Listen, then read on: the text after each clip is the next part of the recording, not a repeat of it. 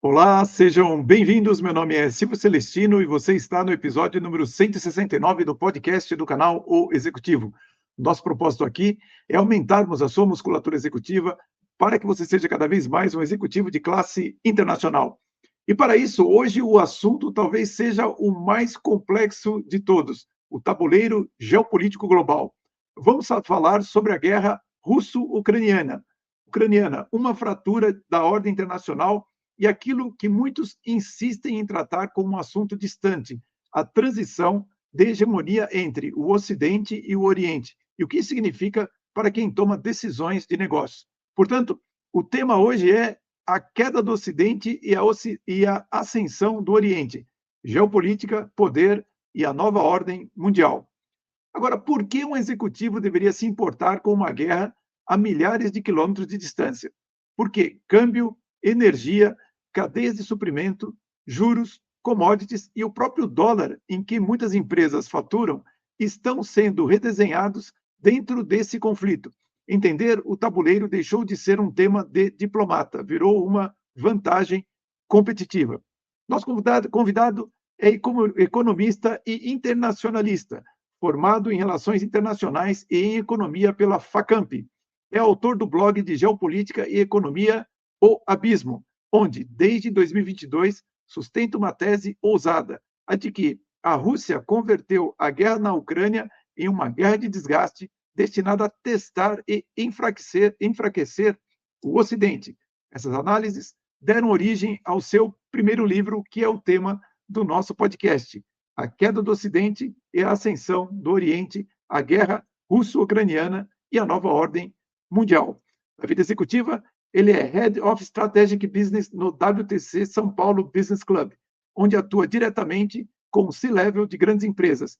Isso coloca em um lugar raro, o de quem estuda o poder global e, ao mesmo tempo, conversa todos os dias com quem decide nos negócios. O canal O Executivo tem a grande honra de receber o autor do livro A Queda do Ocidente e a Ascensão do Oriente, Rafael Pupo Maia. Rafael, seja muito bem-vindo. Silvio, obrigado. É um prazer estar aqui falando com você, explicando e debatendo esse tema que a gente gosta tanto e que o mundo hoje tá olhando, né? Não tem como você falar de negócios, política, commodities, sem falar do que está acontecendo no mundo hoje. Pois é, pessoal. E olha, antes de nós começarmos aqui, falamos quase uma hora, eu e o Rafael, aqui a respeito do assunto, e a gente chegou à conclusão que tem coisas que não vai dar tempo de nós falarmos para você, e nossa conversa controversa, que é quando a gente fala sobre assuntos mais polêmicos, também vai ser imperdível. Mas, Rafael, até da gente entrar um pouco mais no livro, eu queria falar um pouquinho sobre a trajetória, porque você tem uma formação pouco comum de relações internacionais e economia, e você transformou isso em um blog de análise geopolítica de alto nível, O Abismo, e que acabou virando livro. O que te levou a mergulhar na geopolítica a ponto de escrever centenas de páginas sobre a guerra na Ucrânia? Nossa, Silvio, é assim, eu sempre gostei de ler, sempre gostei de estudar, sempre gostei de estudar história, estratégias de guerra, e sempre me chamou muita atenção como os estadistas pensam, né? Como é que eles fazem as suas estratégias? Quais que são os planos de longo Sim, prazo sim, deles? E como isso reverbera na sociedade, na economia e por aí que vai. legal. E aí surgiu a ideia de fazer relações internacionais, para tentar entender um pouco desse mecanismo. É o que você falou, a gente ficou uma hora conversando Sim, e tem é verdade, é assunto. maravilhoso isso, né? É muito gostoso, é muito bacana. E dentro da minha formação de relações internacionais, eu entendi que não tem como eu discutir política sem Sim, entender a economia, né? O que está por trás dela, os é verdade. interesses, onde o dinheiro está, a parte financeira. E aí, eu não sei nem se eu comentei isso com você, Silvio, mas dentro da minha graduação, eu escrevi nas relações internacionais, no meu TCC, sobre a geopolítica na era Putin. Então, Não, eu não, você não falou isso para coloquei mim, não. Não. Eu coloquei a debacle da União Soviética, né, falando Sim, toda a parte, como se deu essa debacle, essa queda, esse desmembramento da União Soviética, e sim, como é sim, que a sim. Rússia ficou à deriva e depois surgiu o Putin para tentar resgatar esse, esse estado falido, né, que virou a Rússia. Sim, sim. É, E logo depois. Desculpa, pode pode falar, falar, Silvio. pode falar. Então, só concluindo aqui, E logo depois eu entrei na parte de economia para entender, e a minha tese de conclusão de curso de economia era logo quando a Rússia tinha anexado a Crimeia e estava naquele período de Sim. sanções, né? E eu falei, Ah, nossa, sim, sim. as sanções vão quebrar a Rússia. E ela baqueou um pouco com todas as sanções, mas não quebrou. E eu quis Verdade. entender por que ela não quebrou. E aí foi quando eu fiz Uhum. minha tese de conclusão de curso sobre o sistema financeiro russo. E Olha aí só. surgiu o abismo em 2022, quando houve realmente a invasão. Porque eu uni tudo isso que eu estudei na faculdade para colocar essa minha tese que você falou que é um pouco ousada, porque ninguém estava realmente dando muita bola e entendendo essa estratégia russa de longo prazo, né? Assim, Rafael, eu fico impressionado de imaginar que quando você me deu o seu livro, aliás, o pessoal, vou fazer o podcast com o livro dele na mão, que eu fui anotando aqui algumas questões para eu falar junto com você aqui, mas eu fiquei impressionado de observar o seguinte: você me deu esse livro, acho que há uns 2 meses, talvez nem isso, mais ou menos, né?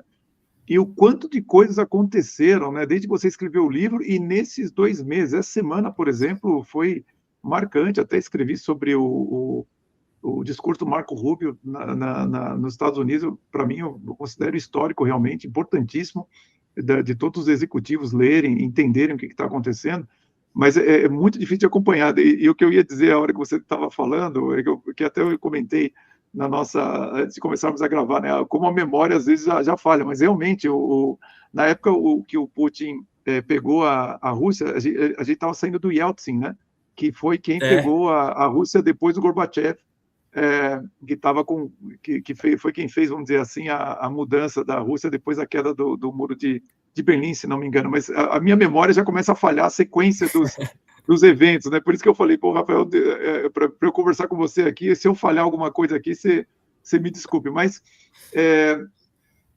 bom, e quando que você percebeu que a sua análise já era um livro, Rafael? Quando que você começou a transformar o seu blog em um livro? nossa, é até engraçado, Silvio, porque eu comecei a escrever e eu sempre gostei de escrever. Então, eu comecei a escrever as teses e você teve a oportunidade, a gente estava discutindo um pouco fora aqui do ar, de ver o Sim. blog. Não são textos longos, são textos curtos. Não são. E eu comecei a publicá-los, cada um falando da Europa, da África, do Oriente Médio. Aí quando eu parei para ver, eu falei, nossa, isso daqui tá realmente uma teia, né? Que todos convergem para o mesmo ponto. Eu falei, eu vou Sim. tentar pegar essa ideia e destrinchar num livro para que as pessoas possam ter a oportunidade de pensar a forma que eu entendi essa estratégia, né? Uhum. Rafael, é interessante, porque você sabe que eu comecei pelo caminho inverso do seu, né? Assim, impressionante como falar com você, me vem muitas memórias, né? Porque eu lembrei que quando eu estava na quinta série, ainda, eu estou falando de 1979, talvez 79, alguma coisa assim, houve a guerra do Iraque contra o Irã. E eu Sim. também, eu comecei a fazer o que seria hoje um blog, né? Eu era criança. Mas, poxa, eu lamento muito que eu joguei fora esse meu trabalho. Não sei como que eu tive coragem de fazer isso. Hoje eu olho e falo, nossa, que Nossa. bobagem. Mas eu pegava os jornais todos os dias e eu escrevia um texto. Foi o meu trabalho de geografia, inclusive. Era um diário da guerra do Irã e do Iraque. Então eu mostrava todas as estratégias. Claro que eu era bastante ingênuo, né? Mostrava só as estratégias militares e tudo mais, mas é um tema que acaba te absorvendo realmente, né? Eu vejo que as pessoas falam muito do Sun Tzu, né? Aqui ultimamente, né? Mas o grande estrategista mesmo é o Clausewitz. As pessoas deveriam ler o livro do Clausewitz para Da realmente guerra, entender né? o que está por trás da guerra, né? E claro que é muito mais complexo do que o livro do Sun Tzu, né? Mas enfim, eu entrei nesse assunto pelo outro lado. Eu entrei estudando o sistema financeiro internacional. Quando Ah, houve aquela grande legal. crise de 2000, é que eu comecei a estudar o sistema financeiro internacional e chega uma hora, quando você vê como os bancos estão organizados no mundo, que você faz a pergunta que você não deve fazer, mas quem é o dono desse negócio todo? E aí É. você começa a ver outras coisas e você acaba chegando nas guerras. É uma coisa impressionante, realmente, como é um assunto fundamental. A maioria dos executivos deveria se interessar mais até por esse assunto, até porque no passado grandes autores, né, foram pessoas que estavam no dia a dia mesmo. Nunca houve assim esses assuntos assim tão relevantes. eram pessoas que eram do dia a dia, pessoas que trabalhavam normalmente e escreviam livros relevantes. O seu livro é extremamente relevante para as pessoas que querem entender o que está acontecendo. E é por isso que eu tenho uma pergunta para você aqui, que no seu dia a dia, como Head of Strategic Business, você conversa com presidentes, diretores de grandes empresas. Na sua visão, o que separa um líder que apenas reage às notícias de um líder que consegue antecipar movimentos em um mundo em transição? Rafael? Então, Silvio, na minha visão, assim, o que eu enxergo muito, o que eu estou escutando muito, né, é como as empresas e os executivos foram impactados diretamente por todo esse cenário É geopolítico. Desde verdade. 2022, né, ainda mais se a gente pegar as empresas europeias que estão, a Sim, matriz está na Europa, como elas foram realmente você tem razão. afetadas e atingidas. E qual que é o ponto, eu acho, de todo executivo entender esse cenário e medir os riscos? É você estar um passo à frente. Não um passo à frente para você evitar situações, mas para você saber manejar a empresa, saber manejar o caixa, fazer uma gestão de crise que seja relevante para a organização. Eu estava Sim, conversando, Silvio, com um executivo de compras de uma grande rede de varejo aqui do Brasil. Ele falou que só em São Paulo, quando teve o início da guerra Irã-Estados Unidos, ele sim. falou que ele teve um custo a mais de 2 milhões só de sacolinha plástica, pelo aumento do petróleo. Você Nossa, imagina? caramba. Então assim, se a gente, obviamente, a gente não vai conseguir sempre prever tudo, mas se a gente conseguir entender Uhum. os riscos e fazer cenários para manejar esses riscos e já planos de ação, as empresas e os executivos saem muito na frente. É o que eu tento explicar para as pessoas exatamente isso, né? Muitas vezes eu vejo as pessoas se preocuparem muito com a previsão, mas eu digo assim, olha, você não precisa se preocupar tanto com a previsão se você souber quais são as condições dadas para o que veio até aqui. Então, a partir do momento que você tem as condições que são dadas, você, como executivo, consegue olhar para o futuro e falar: olha, provavelmente vai acontecer isso. Então, é uma questão não de certeza, mas de probabilidade. Eu tive uma gerente, até reforçando isso que o Rafael está dizendo, a importância de você entender a geopolítica, que, olha só, ela era gerente de logística de uma empresa que industrial na Bahia, inclusive. E ela percebeu que ia ter a guerra dos Estados Unidos com o Irã, e ela simplesmente refletiu. Ela falou: olha, se isso acontecer, o Irã pode fechar o Estreito de Hormuz, vai dar um pepino danado para enfim, alguns fornecedores dela. Olha o que ela fez. Em 2025 ela fez isso. Ela chamou todos os fornecedores dela de transporte marítimo e falou: olha, eu quero antecipar o contrato do ano que vem. E só que eu quero que o contrato seja feito por preço fechado e por 2 anos. Cara, isso daí Nossa. gerou uma vantagem competitiva para a empresa dela enorme, porque enquanto os concorrentes dela não fizeram isso, então tendo que pagar a diferença do custo de logístico com o petróleo subindo, eu não lembro, não sei quanto que está hoje, mas chegou a mais de 100, caiu para 60 e poucos, agora está 80, a última vez que eu vi 80 e alguma coisa, ela não teve essa variação, ela fechou ali, estava ainda nos 60, então olha a vantagem competitiva. Então, assim, o que eu procuro colocar para as pessoas é exatamente isso, olha, aumentar a musculatura executiva envolve também você aumentar o seu entendimento da geopolítica. Alguma dica, Rafael, de como que um executivo poderia aumentar o seu entendimento da geopolítica, além de ler o seu blog e o seu livro? Além de ler o meu blog e meu livro, obrigado aí é, pelo auxílio aí de divulgar o meu blog, meu livro, Silvio. Mas o que eu acho que é muito necessário é tentar mapear as informações e tentar entender as diretrizes dos estados, né? O que o governo busca? Quais são os interesses do governo?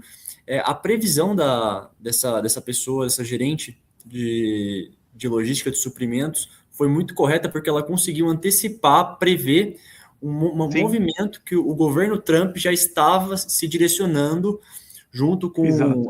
o governo israelense, por aí vai.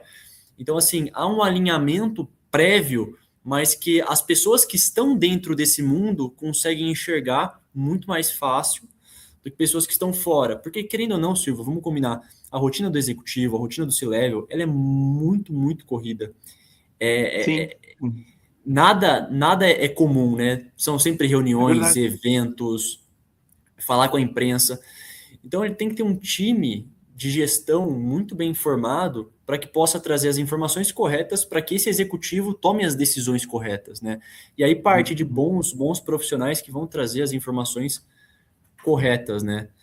E quantas Sem dúvida. empresas, Silvio, você sabe melhor que eu, quantas empresas não foram penalizadas por não conseguir antecipar movimentos de mercado, né? Isso daí você pode dar uma aula aqui melhor que eu, né?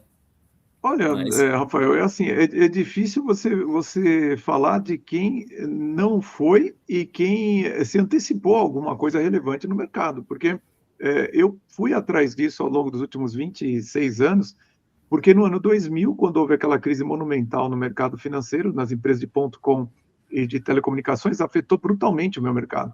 E aí eu percebi uma coisa que foi um grande ensinamento, que é você pode acabar com o seu negócio sem cometer nenhum erro, porque o sistema exato. financeiro internacional ele é assim, vamos dizer, basicamente o chão onde as pessoas, os negócios estão acontecendo. Se ele treme, o tremor dele, ele destrói negócios inteiros.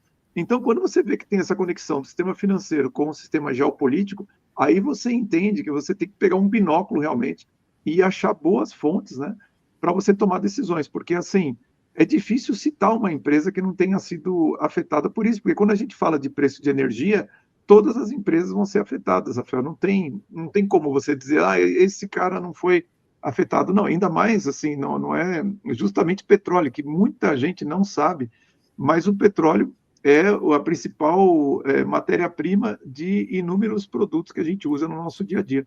Então, como as pessoas não sabem disso, às vezes ela acha que o problema do petróleo vai se revelar apenas no preço da gasolina e vai se revelar em toda uma cadeia de produtos ao redor dela, que ela não sabe. Né? Silvio, deixa eu só complementar o que você colocou, porque é muito Sim, importante. E aí a gente fala do petróleo no Oriente Médio, a gente tem que falar dos fertilizantes que vêm da Rússia e também da que vem da Ucrânia, que Rússia, faz parte da Rússia. exatamente. A gente tem que falar do diesel, que também vem da Rússia, que o Brasil importa muito Sim, da Rússia, sim, entendeu? sim, Agora, com esses ataques ucranianos acontecendo no Mar Negro e é, todo esse caos no Oriente Médio atual, quando será que não vai sim. bater o litro do diesel, né? Nas próximas semanas, nos próximos meses? Difícil saber, né? Porque existem algumas projeções do barril de petróleo a $200, né?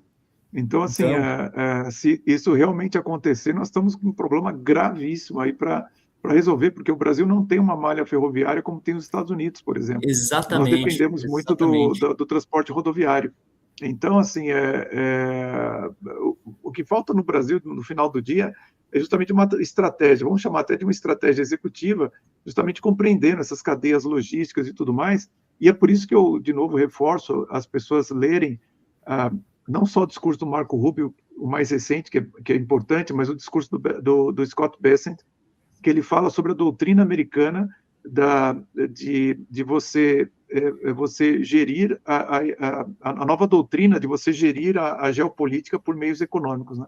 Então, assim, o que eu observo é o seguinte aqui, a direita chega atrasada nisso, os comunistas fazem isso já há décadas. Então, agora que alguém da direita finalmente falou assim, olha, a gente tem que fazer a mesma coisa que eles fazem conosco, mas está extremamente atrasado. Então, e pior, né, eles fazem de um jeito aberto, né, os comunistas fazem de uma maneira totalmente velada. Então, a parte difícil é justamente esse ponto.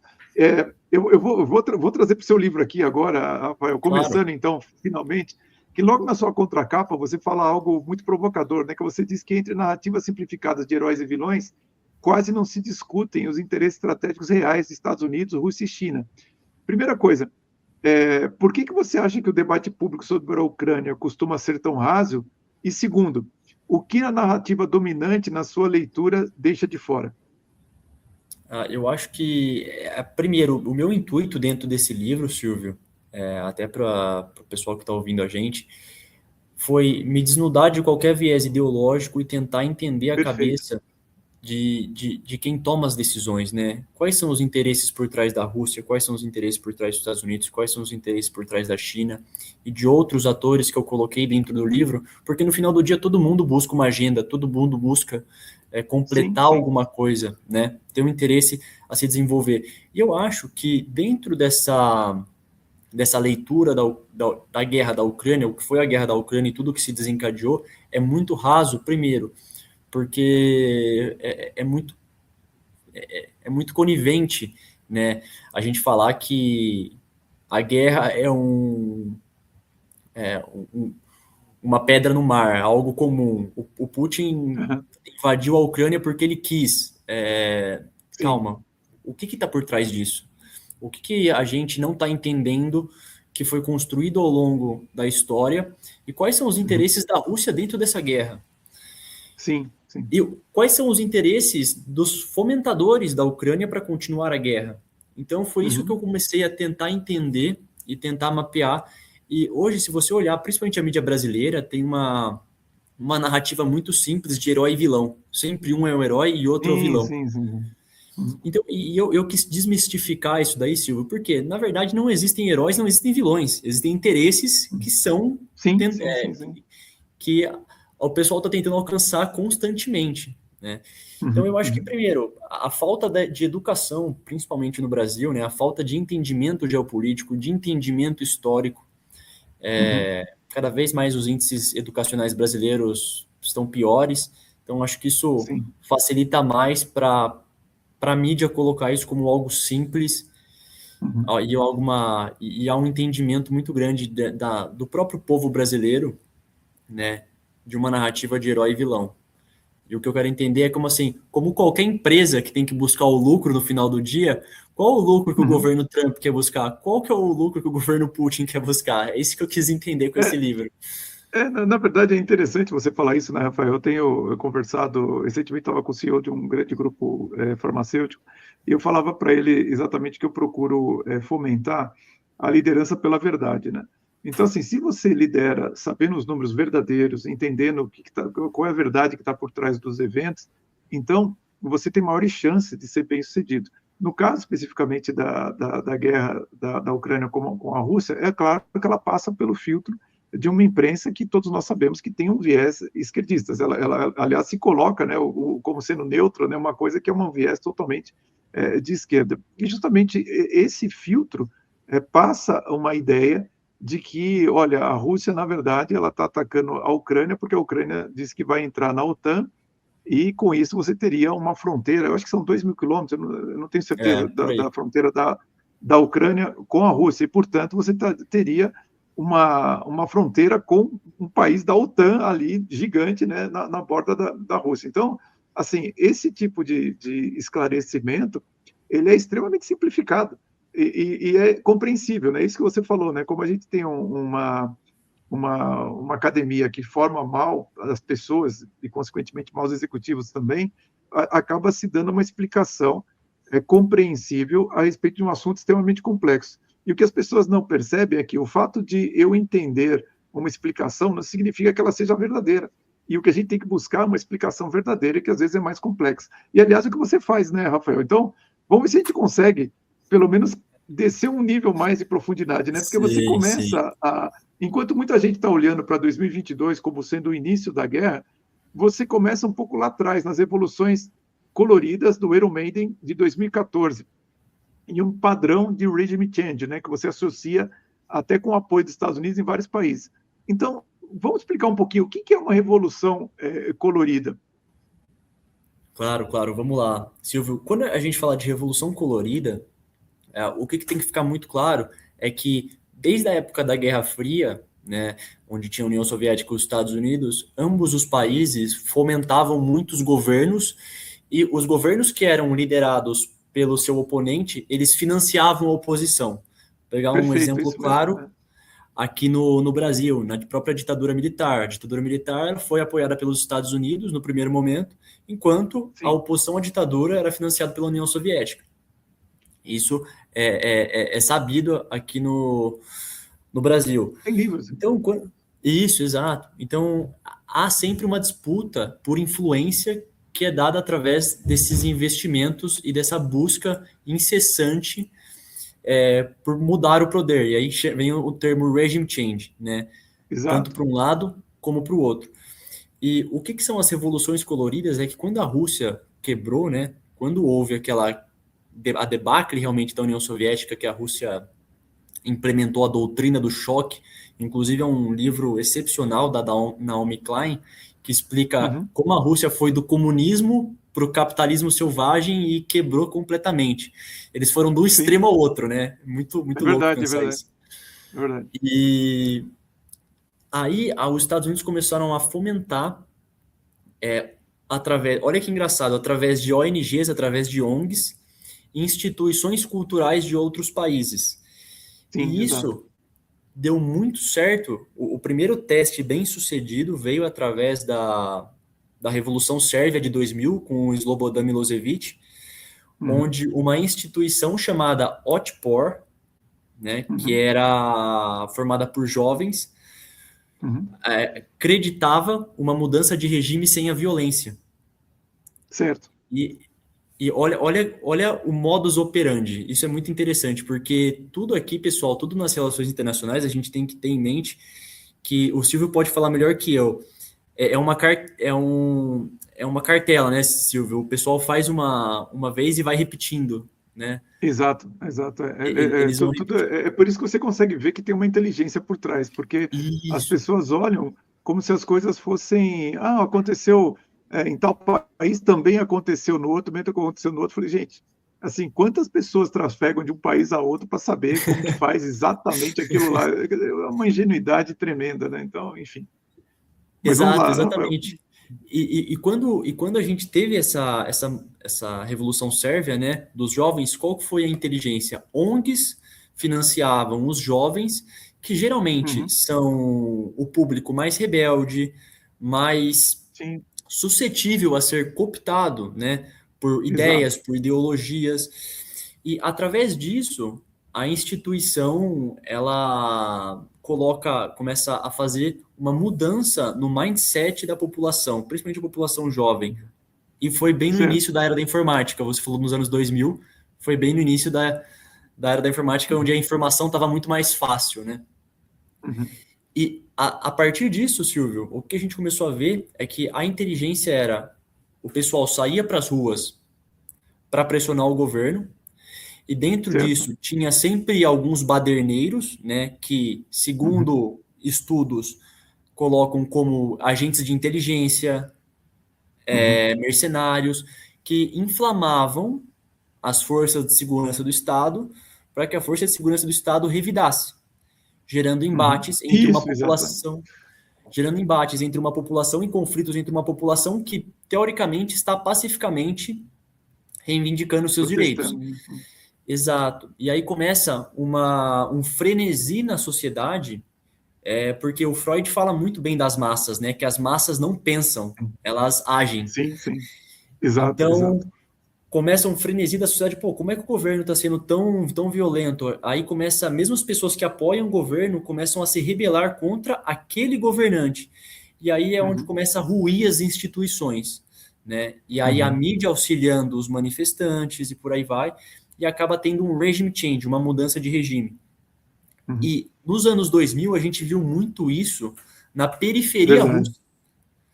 Uhum. E, ou seja, países que eram da antiga União Soviética, onde Uhum. pessoas que eram ligadas à Rússia foram substituídas por pessoas ligadas ao Ocidente no mesmo Uhum. formato, Silvio. Por isso que eu falei, é o que você falou. O formato não muda. Como é que as pessoas Uhum. É. O ficam plano é o sabendo? mesmo. Uhum. Exato. É, é. E aí a gente chega em 2014 na Euromaidan, onde tiveram as eleições ucranianas, onde ganhou democraticamente o Viktor Yanukovych, Uhum. que era um candidato ligado à Rússia, do Oblast de Uhum. Donetsk, onde está tendo Uhum. o atual conflito. Sim, E sim. aí, os Estados Unidos não reconheceram a eleição junto com os parceiros europeus, o que desencadeou um grande frenesi, e eles Uhum. conseguiram realmente tirar o Yanukovych do poder e colocar o Yushchenko, que é Exato. alguém ligado ao Ocidente. né? Isso se manteve até o início da guerra. O Yanukovych depois voltou democraticamente eleito, onde ele foi deposto novamente por que ele teve que fugir de helicóptero para a Rússia, né? Onde os russos salvaram eles. E aí foi quando começou realmente a guerra civil na Ucrânia. Então, as revoluções coloridas, Silvio, nada mais são, na minha visão, do que os países dominantes, sejam eles Estados Unidos, ou Rússia, ou China, inflamando mudanças de regime para virem governantes a seu favor. Uhum. Nesse caso da Ucrânia, foi ao favor dos Estados Unidos. Uhum. E eu estava até anotando, né, que você mencionou, como falei, eu fiz algumas anotações no seu livro, né, que você mencionou Freud, né, justamente a psicologia das massas. Você sabia que o Freud era financiado pelo Rockefeller? Não. Todo esse estudo que foi feito no século XX sobre a psicologia das massas foi financiado pelo Rockefeller. Ele que financiou os estudos do Freud especificamente para as massas, porque o que aconteceu? O Freud ele é conhecido pela psicanálise individual, Sim. mas, na verdade, quando o Rockefeller entrou em contato com o Freud e começou a ver os estudos dele, a pergunta que ele fez para o Freud é: mas esse estudo vale para as massas também? Então, muitas vezes hoje, Rafael, as pessoas falam que, por exemplo, nas escolas você tem doutrinação, né, das crianças, tal. Você não tem doutrinação, isso aí se chama engenharia social, que é uma forma diferente de você dominar as pessoas. A engenharia social, ela é você fazer a pessoa se comportar do jeito que você deseja, mesmo que ela não concorde, ou seja, você não está mais preocupado com o pensamento dela, você está preocupado em como que você faz ela se comportar, ela não precisa concordar com você. É mais ou menos por aí. Por isso que é tão utilizado nessas evoluções coloridas, né? Exato, e é até engraçado que você comentou, Silvio, porque hoje cada vez menos as pessoas têm pensamento crítico, né? Então, se você vê o Outpour, como é que eles se formaram, né? Que foi aquele grupo sérvio que tirou o Slobodan Milosevic do poder. Eles Outpour fizeram... resistência, inclusive. Isso, exato. Eles fizeram um punho fechado de um símbolo comunista. De símbolo. Isso, de símbolo. Eles, inclusive, eles fizeram músicas, cantos, muito parecidos aos militares, para levantar a moral do pessoal quando eles iam protestar. Sim. Então, é loucura, porque realmente o pessoal, as massas, elas seguem comandos. E é muito interessante entender isso. Né? E aí você continua falando, bom, das evoluções, até eu fiz uma anotação importante aqui, né? Porque nesse trecho do livro, você fala sobre a revolução na Líbia, né, que acabou culminando com uma guerra civil que destituiu o Muammar Gaddafi. Não sei se você sabe disso, tá? Mas o Muammar Gaddafi, naquele período, ele estava se reunindo com outros líderes africanos para colocar uma moeda nova na África baseada em ouro. Né? E a França não permitiu que isso acontecesse. Eles destruíram a Líbia por causa disso. Quer dizer, se você pensar em sair de uma moeda fiduciária para o ouro, isso aí é a destruição do seu país, né? Mas, enfim, eu achei interessantíssimo. Por isso que eu digo para as pessoas que têm que ler o seu livro. Você fala de coisas importantíssimas aqui. E é interessante, se você levantou a bola da Líbia, porque logo depois da Euromaidan em 14, e só para lembrar, em 14, quando eles destituem o presidente democraticamente eleito, Yanukovych, a Rússia tem a principal base dela, militar, naval, em Sebastopol, que fica na Crimeia. O que a Rússia fez? A Rússia anexou a Crimeia, literalmente, ela anexou. E aí, sem conversa, e eu falo isso de uma forma super... Eu tenho um capítulo só para falar do Wagner Group, né? Você leu, Silvio. Mas a primeira vez que a gente escutou falar do Wagner Group, não como Wagner, mas como os mercenários de Putin, foi na Crimeia, que a mídia ocidental chamou ele dos pequenos homens de verde, que eram os mercenários que tomaram e anexaram a Crimeia. Então, o Putin falou assim, beleza, vocês vão tirar o Yanukovych do poder, vocês vão ficar com a Ucrânia, eu vou ficar com a Crimeia. E ele anexou a Crimeia. E puxando para a Líbia, só para não perder a viagem, Silvio, eu tô falando aqui, se você achar que eu tô saindo muito, você vai voltando, viu, Silvio? Não, eu tô adorando, desse assunto. Pode falar. Então, quando a gente vai para a Líbia, inclusive, a Líbia virou uma terra de ninguém, uma terra faccionada por grupos terroristas Estados que, Unidos. inclusive, foram financiados pela União Europeia e pelos Estados Sim, Unidos para derrubar o Gaddafi. E depois ela se tornou o celeiro do Estado Islâmico, que fez sim. diversos ataques terroristas ao redor do mundo.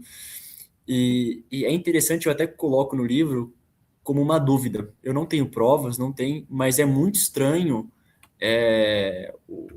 o embaixador Christopher Stevens está lá na Líbia negociando um monte de acordo com o governo líbio, inclusive acordos econômicos e militares, Sim. e no meio disso ter aquele atentado que ceifou a vida dele. Só que ele não estava lá. Teoricamente, ele não estava lá. Na Uhum. agenda dele, ele estava num complexo da CIA que estava totalmente secreto. Então, ninguém sabia que ele estava lá. E a pergunta que fica é o que o embaixador dos Estados Unidos está fazendo lá num complexo da CIA fantasma, né? E ele É, morreu lá, é. então a gente sabe que ele estava lá. Uhum. É loucura. E a Líbia, Rafael, eu acompanhei durante um tempo um investigador italiano, um jovem também como você, mostrando que ela se tornou uma das principais bases desses barcos de extremistas islâmicos que vão para, principalmente, a Itália, como se fossem refugiados. E você tem até príncipes sauditas alertando a, a Europa de que, olha, essas pessoas que estão invadindo vocês, nós não permitimos no nosso país. Sim. Entende? Então, assim, tudo isso tem uma conexão grande com realmente um trabalho de meio que destruição cultural que acontece na própria Europa. Mas falando sobre esse momento do livro, em que você fala sobre o fato de que existe a questão da geografia, né, na Eurásia, né? Então, assim, você faz um vínculo, né, do cerco à Rússia, perdão, você faz você dedica um capítulo inteiro à estratégia de cerco à Rússia e à expansão da OTAN para o leste, e recorre à clássica da geopolítica como Mackinder's. Para quem nunca ouviu falar disso, por que a geografia da Eurásia é tão decisiva? Primeiro, né, a gente sempre olha a Eurásia como um polo principal do planeta Terra devido às suas riquezas minerais, hídricas, e todo o seu solo, que é muito propício à plantação, inclusive Ucrânia e Rússia são Uhum. produtores de trigo. Então, assim, a Eurásia ela tem riquezas naturais que dificilmente outros países têm de uma forma tão complementar e tão completa, né? É verdade, é Por verdade. isso que a União Soviética sobreviveu tanto tempo, pelas riquezas naturais que aquela região tem. Então, quando a gente olha esse cenário, em 1913, existe um geógrafo chamado Sir Harford Mackinder, né, que você citou bem, e ele antecipou uma vertente tanto da Primeira quanto da Segunda Guerra Mundial, porque ele falou sobre Uhum. a área pivô. Ele Uhum. desenhou a área pivô, que seria uma área, em 1904, ele desenhou essa área pivô, falando que seria uma área onde todos os minerais, todos os países que gostariam de se lançar como grande potência hegemona do mundo precisariam dominá-la pelos recursos Uhum. naturais que ela tem, né? E para não Sim, ficar dependente de outros países. sim, sim. E essa área pivô, em grande parte, tomava o leste europeu e o resto da Rússia e um pouquinho da Ásia. E aí Uhum. ficou a Eurásia. E então ele antecipou o movimento da Primeira Guerra Mundial e antes da Segunda Guerra Mundial, em 1919, ele conseguiu antecipar o que o Hitler chamaria de Lebensraum, né? Eu não sei falar Uhum. alemão, tá, pessoal? Mas é o espaço vital alemão, que seria Uhum. para o desenvolvimento alemão da indústria alemã, Sim, que sim. seria dominar o leste.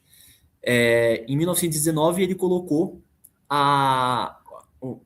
um fecho de terra chamado Heartland, que basicamente a Rússia pega a Prússia até o finalzinho da Rússia, né? Uhum. Que essa era a área vital que todo país precisaria ter para se lançar como potência. Uhum. E veio a Segunda Guerra Mundial e os Estados Unidos, né, saíram como os grandes vencedores junto com a União Soviética. E aí, logo em seguida, veio a pergunta, né, Silvio? Como não impedir que o comunismo se espalhe? Né? Qual vai ser o Sim, nosso plano sim, de contingência? Qual que vai ser o nosso cenário sim, de sim, sim, sim, contingência? Né? sim, sim. E aí veio a ideia do plano de um geógrafo chamado Himmler de fazer o plano Himmler, que eram Uhum, camadas defensivas uhum, para que a Rússia não conseguisse, né, que naquela época era a União Soviética, não conseguisse alcançar o seu poder e atingir essa força industrial para uhum. se lançar como hegemonia. E é engraçado porque esse plano do Himmler, se você pegar o desenho da OTAN, os países É que ele, né? compõem a OTAN é justamente ele. Uhum. É muito É, louco.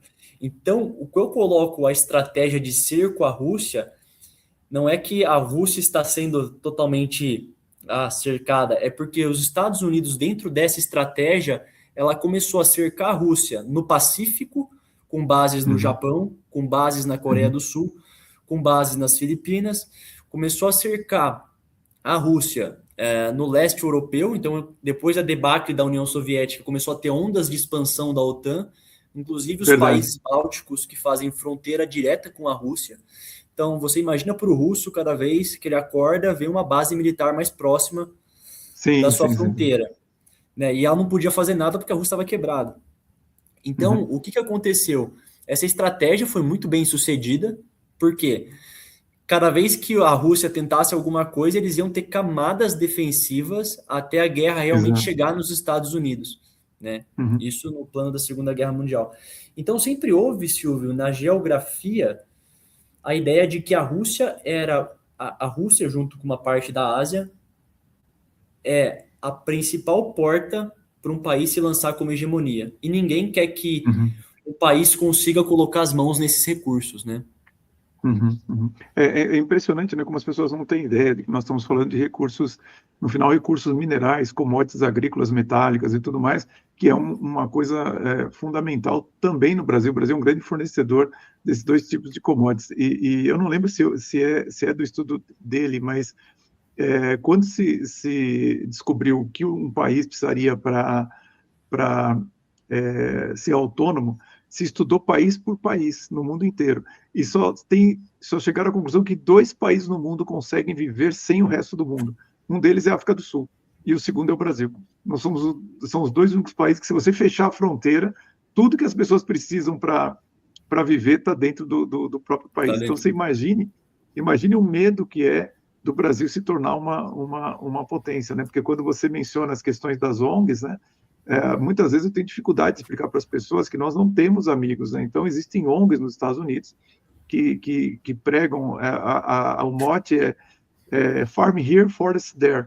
Então são elas que aqui no Brasil fazem com que você não possa criar certos corredores logísticos, por exemplo, na Amazônia, impedindo realmente o escoamento de safras, por exemplo, né? Então isso tudo, assim, quando a gente fala guerra da Ucrânia com a Rússia, parece uma coisa distante, mas quando você vai ver nessas camadas todas que o Rafael está colocando, você percebe que existem muitas coisas que acontecem lá que estão acontecendo, ou que aconteceram aqui também, que a gente deveria prestar atenção. Uma coisa que a gente não mencionou, eu não lembro agora a sequência do seu livro, né?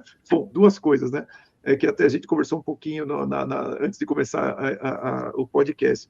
É que, de fato, né, existe toda essa visão que eu vejo muitos executivos falarem, não, mas a Rússia está sendo cercada, né, pelos Estados Unidos, então é uma preocupação. Até comentei com você antes de começarmos, né, que de fato teve uma vez que o Obama ele queria montar uma base de um míssil que, segundo ele, eu não lembro qual posição na Europa, se era em Varsóvia, onde que era, o alcance do míssil chegava até Teherã, só que essa distância da Europa até Teherã era inferior à distância dali até Moscou. Então seria um absurdo realmente montar uma base com um míssil desse alcance a partir dali. Mas eu lembro agora também segundo ponto, e eu não lembro se você colocou no livro, mas eu acredito que sim, que quando a União Soviética foi desfeita, o Ocidente disse que defenderia a Ucrânia, e a Ucrânia era um lugar de base de mísseis intercontinentais nucleares russos, da União Soviética. Sim.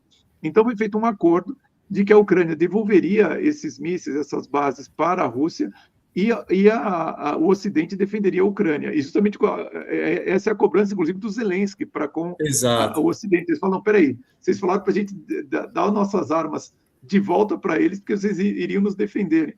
E aí não há essa defesa, ou pelo menos essa defesa não é tão assim explícita, ou coordenada, ou organizada como deveria ser. Né? Então, assim, existem uma série de fatores, mas você quer falar uma coisa, Rafael?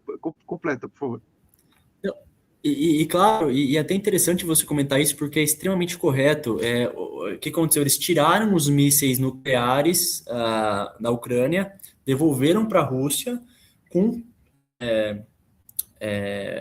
a promessa de que seriam defendidos em Sim. ambos os casos, tanto pela Rússia como pelo Ocidente, em caso de tentativa de invasão. Não foi o que aconteceu. E, além disso, se você pegar a própria questão da Crimeia, é uma questão interessante, porque a Crimeia é russa, né? Ela é uma região Sim. russa. Quem Sim. tomou a Crimeia, inclusive, quem a reconquistou foi a Catarina a Grande. Uhum. E o que aconteceu? Olha que engraçado. Houve um massacre muito grande dos ucranianos pelos russos, através do Holodomor, perdão, que é Holodomor, o Holocausto ucraniano. a grande fome. A grande fome, exatamente, onde muitos morreram de fome por um erro grotesco do Politburo soviético na questão agrária. E para pagar para não deixar os ucranianos se revoltarem, memória, né? eles deram a região da Crimeia, que era uma região extremamente estratégica para os ucranianos tomarem conta. E quem fez isso foi o Khrushchev, logo depois da morte de Stalin, para segurar o ânimo dos ucranianos. Então, é engraçado a história, porque a gente está falando de um país que, teoricamente, dois países que são muito entrelaçados, né? Etnicamente, culturalmente, linguisticamente. Né? Na verdade, o Putin tem a cara de pau de falar que a Ucrânia veio depois da Rússia, né? Isso é uma mentira. A Rússia nasce na Ucrânia, né? Então, sim, assim, o grande problema que nós enfrentamos é que, de fato, nós estamos falando de um país só, que não deveria existir Ucrânia e Rússia, é um país só, mas devido a toda, principalmente após a Revolução Comunista, que faz o que fez na Rússia, aquela atrocidade, eu até anotei aqui, o Holodomor, ele matou de 3 a 7 milhões de ucranianos, né? Então, não tem como você não ter essa memória. A Ucrânia realmente é um país assim arrasado sobre muitos aspectos no passado e muito sofrido realmente, né? Mas assim, o que eu ia colocar, que eu acabei divagando um pouco, é que é muito fácil você compreender, né, que a OTAN e os Estados Unidos, de uma maneira geral, está se aproximando das bordas da Rússia por meio de bases militares estrategicamente colocadas.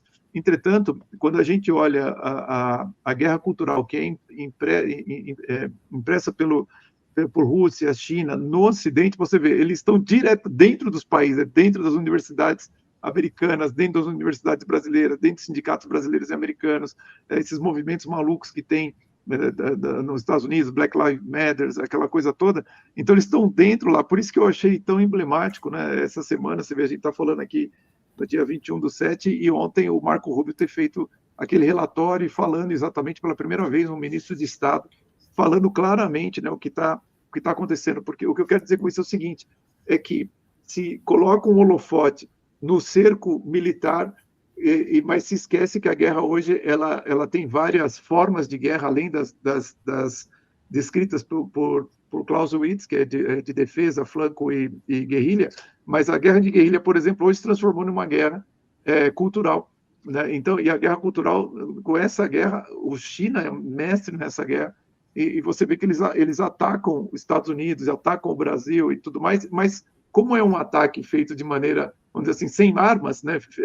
Bom, às vezes sim, né? Mas assim, sem um canhão apontado com você, ninguém fala de uma invasão ou de uma proximidade. Mas no caso da OTAN, fala, olha, tem uma base aqui, uma coisa lá, e todo mundo coloca os holofotes nesse elemento. É por isso que eu acho interessante as pessoas irem num nível mais profundo do que está acontecendo. E aí, Silvio, só para complementar, entra esse ponto do regime change que a gente falou, né? Como é que... Exato. Qual que é a engenharia por trás disso? Quais que são os interesses por trás disso? Se você pegar, Pô, por que o Brasil não consegue fazer uma malha ferroviária que corta o Brasil inteiro? É isso que a gente tem que se perguntar. Uhum. Por que a gente Sim. não consegue desenvolver planos de longo prazo no Brasil para mudar a infraestrutura brasileira, né? Que interesse tem de manter o brasileiro não estudando ou estudando mal, né? Exato, exato. Então, assim, são coisas que a gente tem que entender para realmente dar um passo. Eu acho, na minha humilde opinião, como nação, sabe? Como país. Sim, Quando a gente vai é isso mesmo. parar de fazer plano de governo para fazer plano de Estado, né? Exato, exatamente isso. Você pensar o país, por exemplo, quando eu converso com chairmans, né, de boards, assim, eles falam exatamente isso. Olha, eu estou pensando na empresa daqui a 25 anos, inclusive no Brasil. Sim, Eu conheço, assim, executivos que falam, não, temos que pensar na empresa daqui a 25 anos, porque eles estão preocupados com herdeiros e tudo mais. Mas você não vê. Por exemplo, a gente discutir isso, olha, qual é o Brasil daqui a 25, daqui a 50, daqui a 100 anos. Então, realmente, assim, e esses países que nos atacam de diversas formas, eles estão pensando exatamente isso. Quer dizer, olha, como é que eu faço para que o Brasil não tenha, por exemplo, fertilizantes para ele ter que importar de alguém? Às vezes, você olhar toda a história da própria Petrobras, né, você vê, chega a ser até cômico. O Brasil pode ter plataforma no mar, mas não pode ter plataforma em terra. Você fala, pô, você acha que o petróleo sabe? Ele sabe que até aqui é Venezuela, daqui é Brasil. Não, ali não tem mais petróleo, né? Aqui é Venezuela.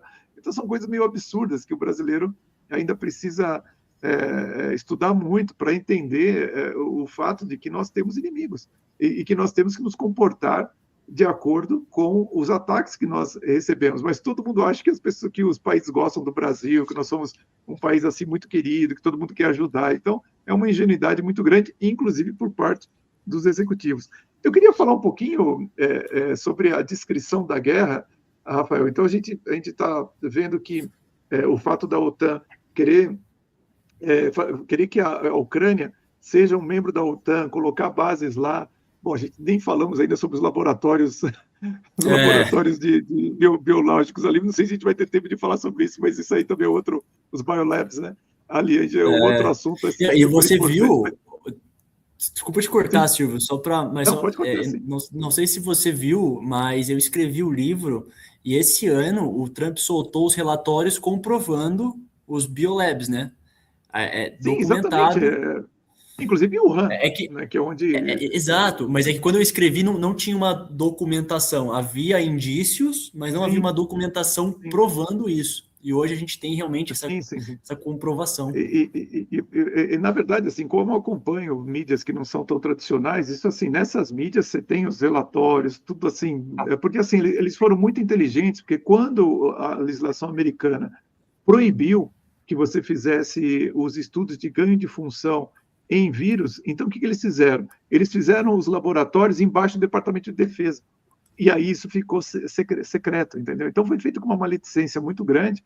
E aí você tem laboratório Wuhan, tem laboratório, e são vários laboratórios na Ucrânia, não é um só. Sim, São é porque vários, inclusive ali. eles utilizaram, Silvio, a infraestrutura que já tinha soviética, que eles estudavam a guerra biológica. Eles Sim, pegaram esses sim, laboratórios e remodelaram para o que eles queriam fazer, né? exato.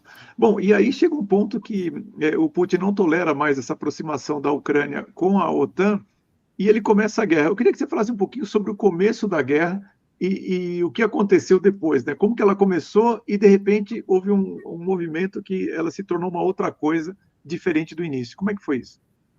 Se você me permitir, Silvio, eu só vou contextualizar um pouquinho, porque essa parte é muito Sim, claro. importante quando a gente quer entender os interesses. Quando a gente Uhum, fala da guerra da Ucrânia, o Zelensky, quando ele assume o poder no lugar do Poroshenko, né, na Ucrânia, sim.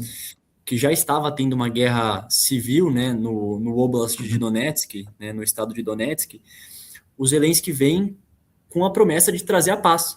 Né? Ele foi eleito para trazer a paz. sim. Ele é uma pessoa que fala russo, ele é uma pessoa que, quando ele tomou o poder, ele ligou para o Putin para Uhum, encerrar a guerra, trocaram prisioneiros. Olha que uhum. loucura. Nesse meio tempo, acabou o governo Trump, entrou o governo Biden. A retórica muda. Exatamente. A retórica Uhum, do Zelensky mudou completamente. uhum, Então, isso é um fato super importante para a gente entender o desenrolar do livro. Por que a retórica dele muda? Porque Entendi. todo o desenvolvimento da guerra na Ucrânia muda, né? Porque há uma guerra civil, não há uma guerra... Claro, os rebeldes são apoiados pelos russos, ganham armas russas, financiamento russo, Sim, sim, sim. mas a guerra é civil, né? E quando a gente para e olha o que aconteceu em 2022, foi justamente isso, né? Chegou num ponto de ruptura e o Putin realmente optou por tomar a parte ofensiva e invadiu a Ucrânia. E aí eu tenho um capítulo no livro inteiro só para analisar essa parte militar, né? Esse desenvolvimento militar. E é super interessante porque nos primeiros dias eles obliteraram, Silvio, completamente a Força Aérea Ucraniana. Exato, exato. Há um ponto, eu até coloquei uma foto, é chocante, né, Silvio? Do comboio Sim, russo. sim. Sim, sim, sim. Deixa eu ver se eu consigo localizar aqui. A ponto, pessoal, de o satélite É, Maxar capturar um comboio russo de 65 quilômetros em eu vias não sei se abertas. vai dar para ver, mas ele está se referindo a essa foto aqui. Não sei se dá para ver a. Ah, não Dá dá para para ver ver. aí? Não, Hã? não consigo ver daqui. Eu não Não consigo dá. ver daqui. Ah, você não consegue ver. Deixa Não, eu ver se eu consigo fazer uma coisa aqui. Espera, eu vou te remover aqui, só para os nossos ouvintes poderem, claro. nosso público poder ver. Eu vou te remover um minuto aqui. Opa. E só para, ó, pessoal, ele está se referindo a essa foto aqui, ó, no livro dele. Isso aqui tudo é um comboio russo de 65 quilômetros, né? É um negócio assim, 65 quilômetros é mais do que aqui até Jundiaí, né? Eu estou em São Paulo, né? Exato, em vias abertas, Silvio. Então, para você É, fazer um comboio militar em vias abertas, significa que em você vias acabou com a abertas. Força Aérea inimiga. Não tem Total, Força Aérea total, inimiga. total, total. E eles desembarcaram em Rostomel, no aeroporto de Rostomel, que é um dos principais da Ucrânia. E aí é uma parte interessante. Eles tomaram Chernobyl. Ninguém sabe para fazer o que Uhum. em Chernobyl, mas Sim, as forças especiais russas foram para Chernobyl e sim. ficaram em Chernobyl algum tempo. E eles cercaram Kiev com 4 ou 5 dias de guerra. Eles cercaram Kiev, Uhum, né? Eles deixaram apenas, isso é curioso, eles deixaram apenas uma rota aberta que uhum, chegava armas e suprimentos para Kiev. Eles ficaram quase uma semana cercando Kiev, não chegou a ser uma semana, mas logo depois houve uma ordem de retirada total das forças uhum, russas. E uhum, isso me chama muita atenção, Silvio, porque uhum. se você pegar o modus operandi russo, não é como os russos operam. Na Geórgia, em 2008, quando eles invadiram a Geórgia, Sim, foram foi um 5 massacre. dias de guerra. Foram 5 dias de guerra. A guerra Foi dos um 5 dias. massacre, né? Exato. Massacraram tudo, acabaram com tudo, porque é o jeito Sim, russo. sim. Nada, eles recuam. Uhum. Tem alguma coisa estranha aí. Aí, o que Sim. foi vendido pela mídia? É uma incapacidade bélica russa, de material russo, para tomar Uhum, Kiev. Poxa, Kiev estava cercado, uhum. sabe? Não tinha nada a fazer. É. A história não bate na minha visão, Sim, sim, na, na- sim. na minha Concordo. leitura. E aí, eu até faço um anacronismo no livro com as praias de Dunkerque, né? O resgate de Dunkerque dos Sim. britânicos na praia. Uhum, uhum, O que será que foi? Será que foi uma inação do Putin? Ou será que foi um erro de coordenação do alto comando russo? Ou realmente uma uhum. inabilidade?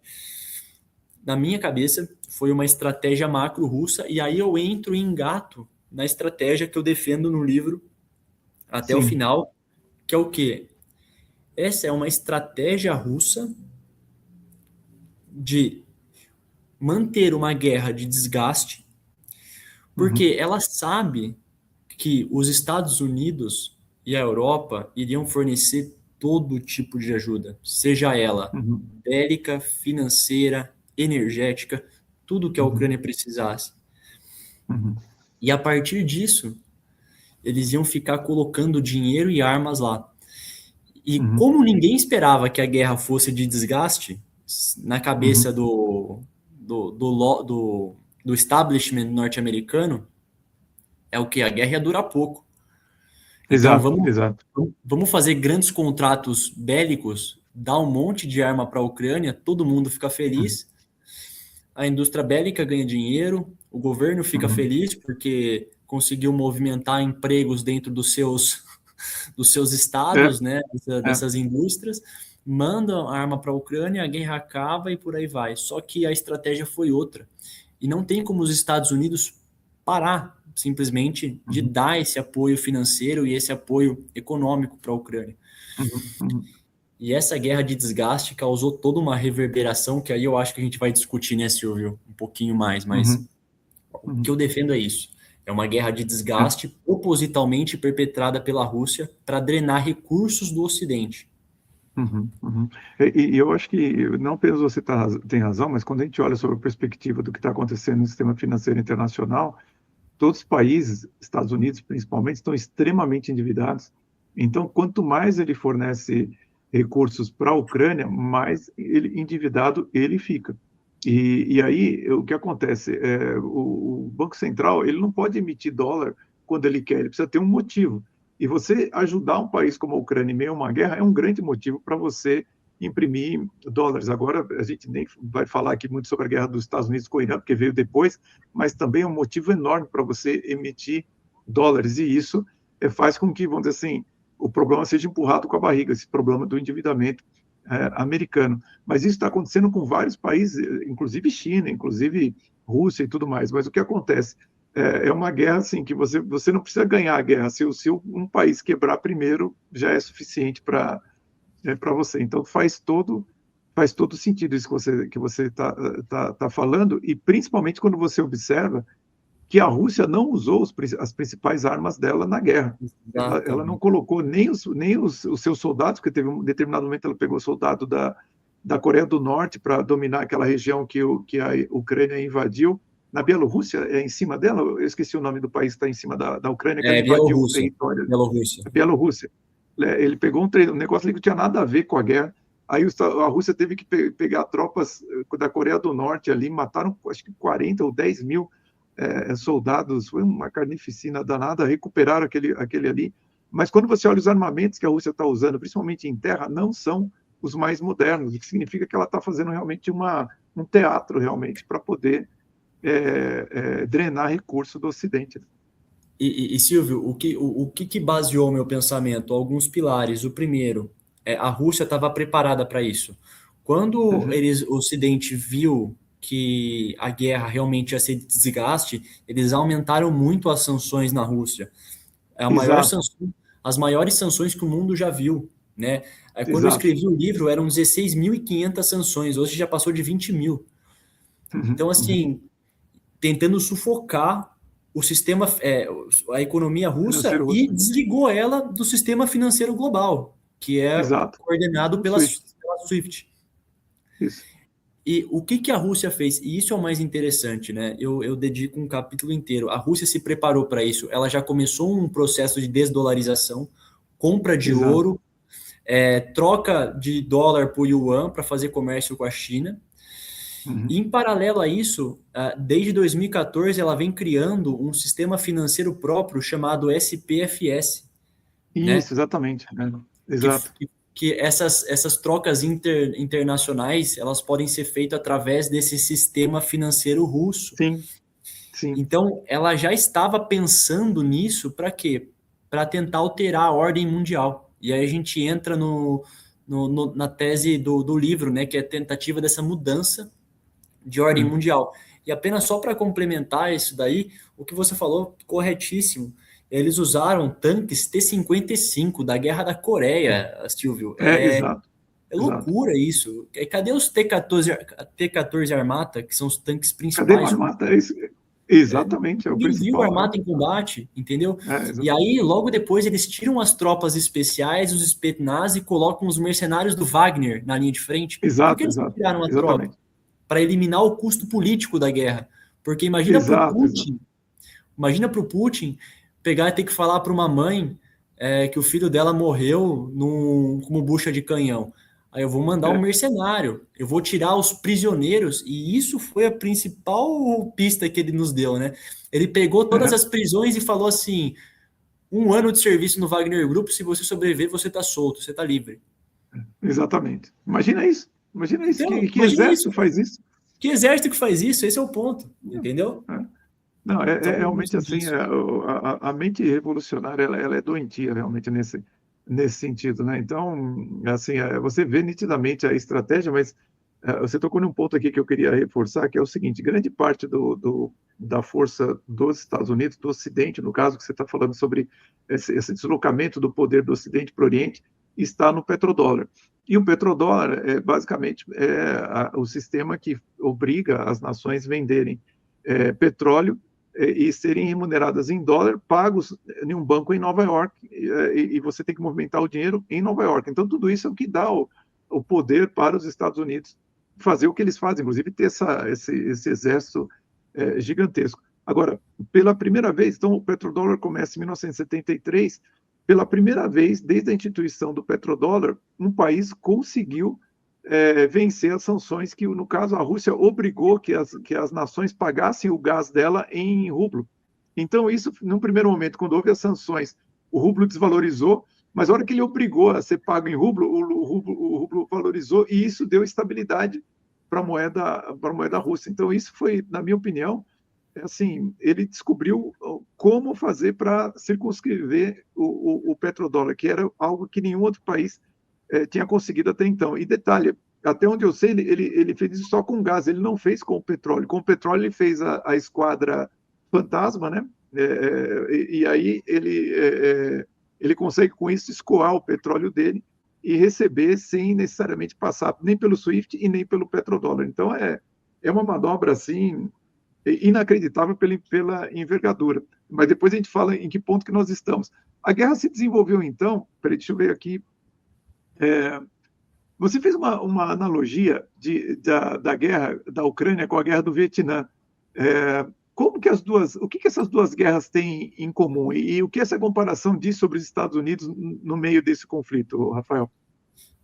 A comparação, assim, de maneira breve e tentar ser simplista, mas tem muitos detalhes que dá para a gente debater aqui dentro dessa visão, mas a Guerra do Vietnã foi uma guerra muito custosa para os Estados Unidos, em termos de Verdade. vidas, em termos de dinheiro, em termos de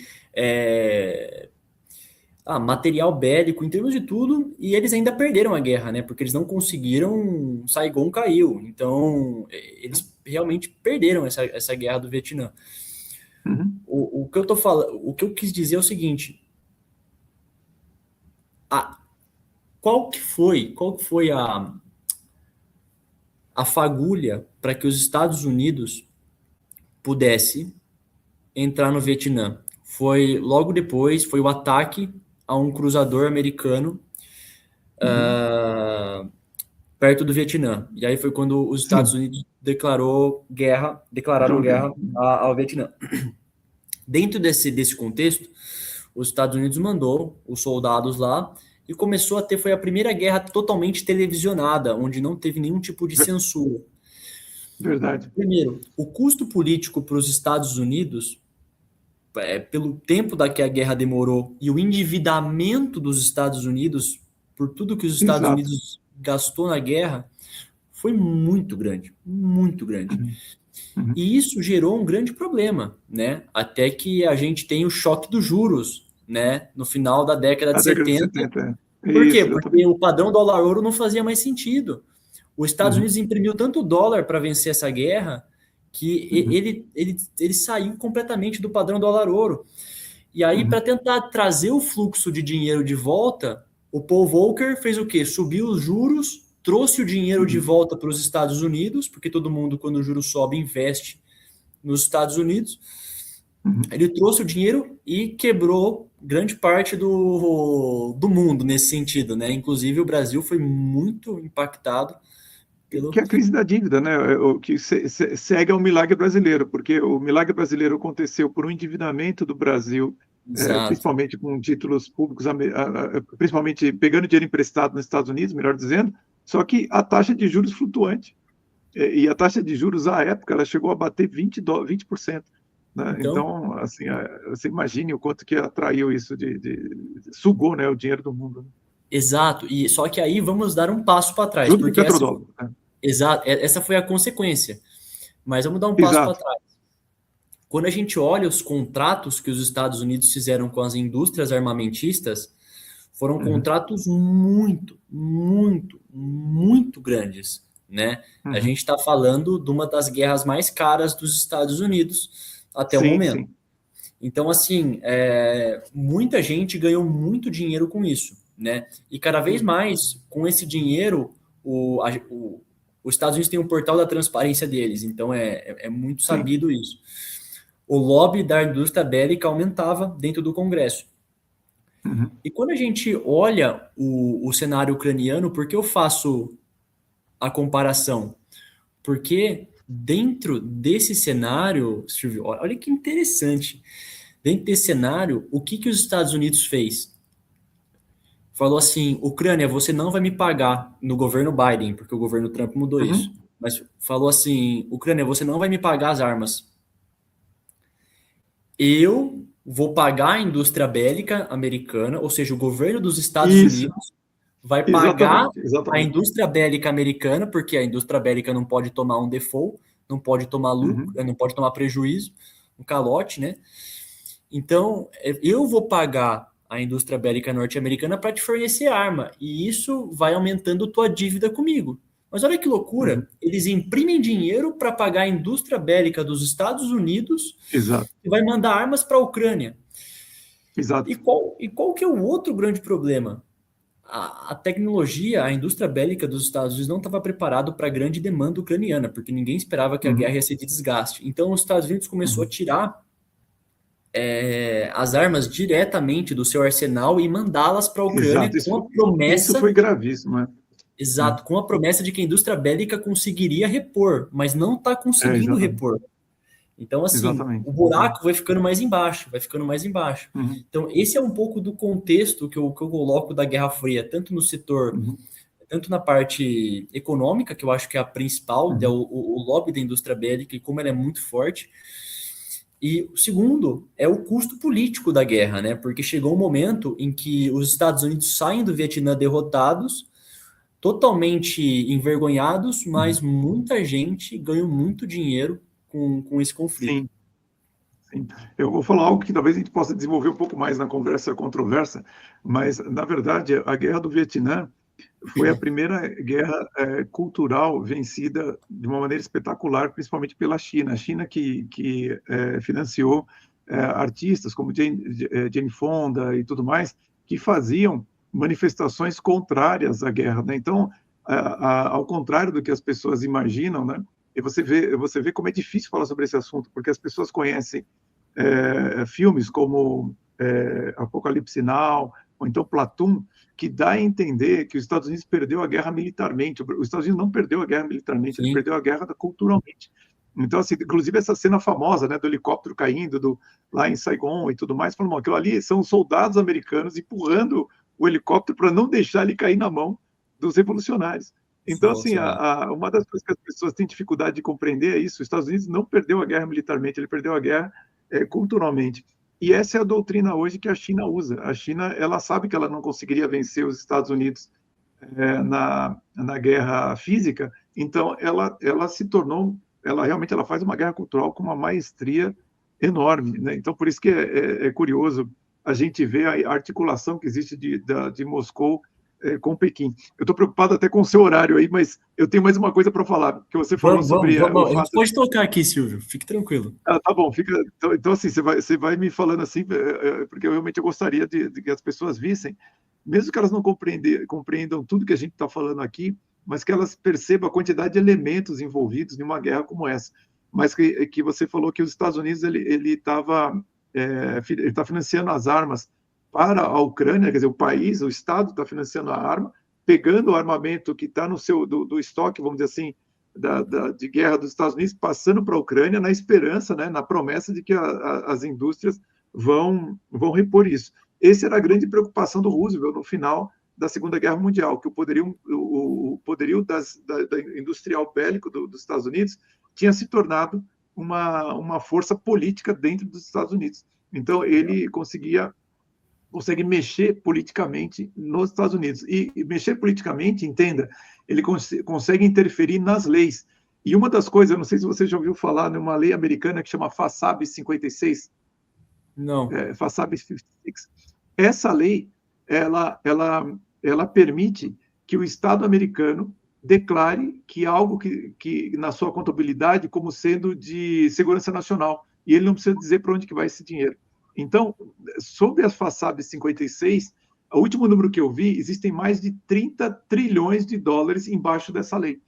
Entende? Então, assim, daí que vem a lei para esses biolabs, vem a lei para fazer essas coisas todas que o Biden fez, né, durante a guerra da Ucrânia. Então, é daí que vem inclusive, o que a gente chama do Deep State americano. É daí que vem todo o dinheiro que movimenta muitas organizações americanas e que controlam o Estado americano. Então, assim, bom, não vou falar mais sobre isso, mas só para as pessoas entenderem os elementos que estão envolvidos com tudo isso que você está colocando. Por isso que eu achei o seu livro incrível, realmente. Diga.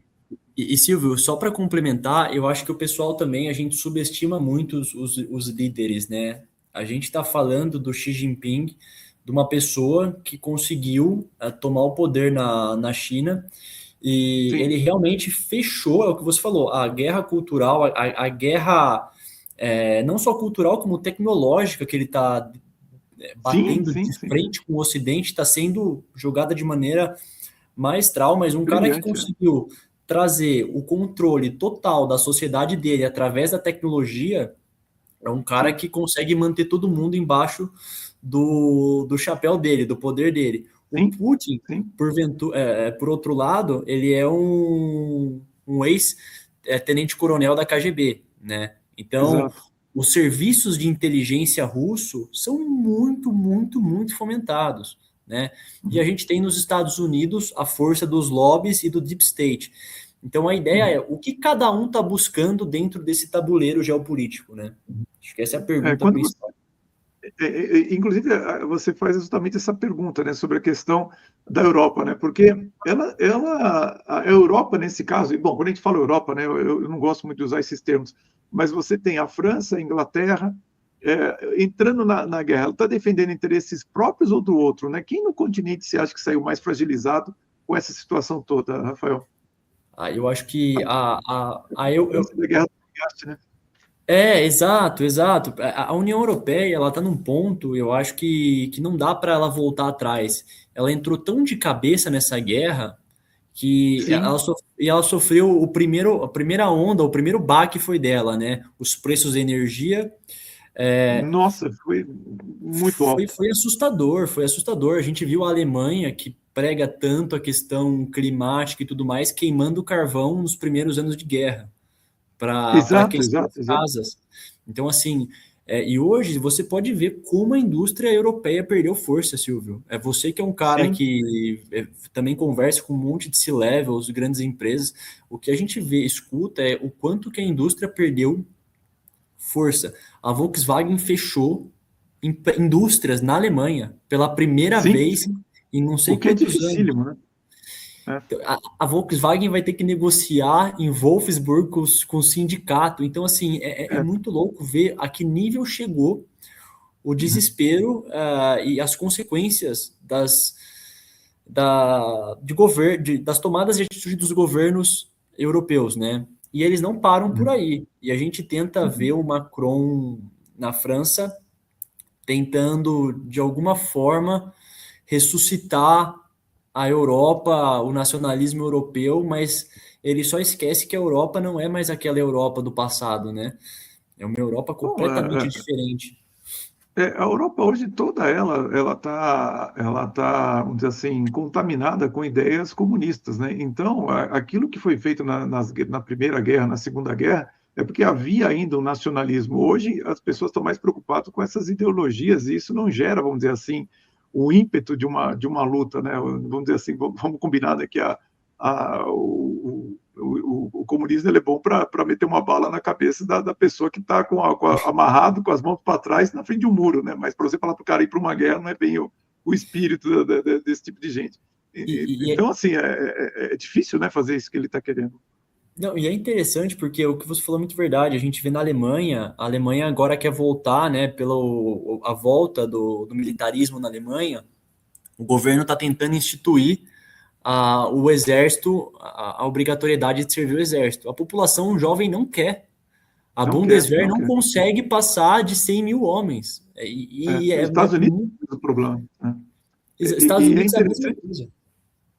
E é interessante o que você está falando, Rafael, porque você vê, no final do dia, se você faz o que o Trump conseguiu, o compromisso da OTAN de aumentar para 5% do PIB o investimento dos países na OTAN, acho que se não me engano esse é o número, eles vão investir em armamentos, mas não tem pessoal para fazer a guerra. Esse que é o grande problema. A gente tem uma geração basicamente que não tem o brio, né, que houve no passado para isso. Né? Então, é uma situação assim, de um nível de complexidade para os próximos passos, assim, que é quase que inacreditável. Né? Mas, realmente, são países que saíram fragilizados. Né? E eu acho, Silvia, até complementando aqui o que você está falando, porque dentro do livro eu cito uma estratégia sino-russa, né? Uma Sim, estratégia sim, de sim. China e Rússia em conjunto. Por quê? Não tem como a Rússia segurar uma mudança de ordem global sozinha. Ela precisa de um parceiro forte economicamente para sustentar essa guerra, né? E a China foi esse país. E o que eu, desde 2022, eu defendo, né? Pessoal, lembrem que 2022 a guerra começou, então eu não tinha o Sim, acervo de informações que eu tenho hoje. Mas claro, claro. a ideia da estratégia era que a Rússia ia travar uma guerra de desgaste com a Ucrânia, Uhum, a China ia sustentar essa economia russa e iriam se abrir mais frentes de guerra, onde uhum, os Estados Unidos enfraquecidos e a Europa enfraquecida, eles não conseguiriam lutar em diversas frentes ao mesmo tempo, pavimentando, né, somado à crise econômica e financeira, pavimentando uma mudança paulatina de hegemonia, de ordem mundial que a gente chama. Só que se você uhum. olhar historicamente, uma mudança de ordem global sempre veio através de uma guerra, né? Sim, Inglaterra para sim. os Estados Unidos, Primeira e Segunda Guerra, né? Holanda Uhum, para a Inglaterra, guerra. Portugal para a uhum, Holanda, guerra. Então, assim, uhum, sempre foi pautado em guerras essas mudanças de ordem uhum, mundial. E uhum, eu acho que não seria diferente os Estados Unidos não entregar o poder de mão beijada uhum. para qualquer país. E aí, Silvio, eu vou passar a bola para você, mas eu gostaria muito de, além de a gente discutir um pouquinho disso, falar um pouquinho do qual que é o direcionamento que eu estou vendo para esse novo cenário, né? Sim, acho que a gente pode passar para isso. Eu não sei se você alguma vez já estudou sobre as ondas de Kondratiev em economia.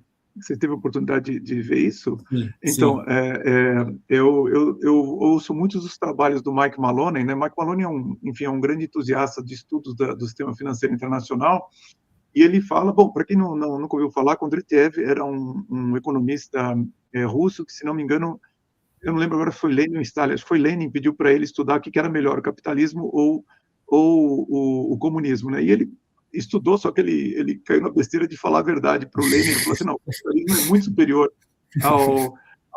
ao comunismo, só que ele vive em ondas, né, que ele chamava das estações do ano, outono, verão, primavera e inverno. Então, e claro, ele foi, esse estudo praticamente foi descartado e ele foi morto, ele foi mandado para a Sibéria, se não me engano, depois disso. Mas o Mike Maloney ele faz esse estudo usando a onda de Kondratiev e ele mostra claramente que o Ocidente está no inverno nesse momento. E com isso você tem um deslocamento do poder para para o Oriente. No caso, quando a gente fala o Oriente, a gente está falando especificamente da China, mas por que Sim. da China? Tá? É porque o poder ele acaba se deslocando muito aonde o ouro está. E hoje se estima que a China, mas também Rússia, mas enfim, mas principalmente a China, bom, Índia com certeza, onde estão as maiores reservas de ouro do mundo. Né? Em termos per capita, o país mais rico em ouro do mundo é a Índia, porque na Índia as famílias se dão ouro como presente, né? Então, per capita é o país mais rico do mundo em ouro, e a China, ninguém sabe quanto que é a reserva, porque claro, ela tem um número declarado, que dá acho que 3 mil toneladas, se não me engano. Os Estados Unidos diz que tem 8 mil, mas se estima que a China tem muito mais que essas 3 mil toneladas declaradas. Então, por essa análise, que ocorre isso que é a sua tese do livro, do deslocamento do poder do Ocidente para o Oriente, especificamente China, e para a Rússia, né? Mas a Rússia ainda é o que a gente poderia conversar agora. Eu queria, então, indo para o que aconteceu na guerra, e aí eu chamo a atenção para um ponto que você colocou aqui, falando sobre a guerra na região de Nagorno-Karabakh, porque aquela guerra foi a primeira guerra que mostrou a vantagem estratégica dos drones, e que é uma Exato. estratégia que hoje a Ucrânia está utilizando contra a Rússia com muito sucesso. E aí a gente tem um problema, né, Rafael, para a gente explicar o que está acontecendo hoje, porque a gente comentava até antes de começar, né?